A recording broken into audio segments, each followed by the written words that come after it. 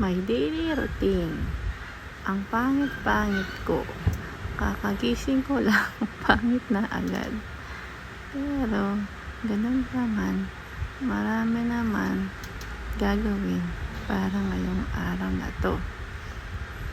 Iisip muna ako kung anong gagawin. Pero nakalimutan ko kung ano talaga ang dapat gawin.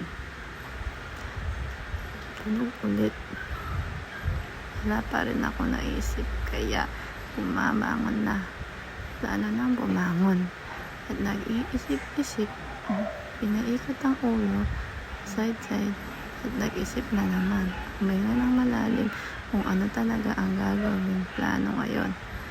Pero, pagana naman akong tinamad.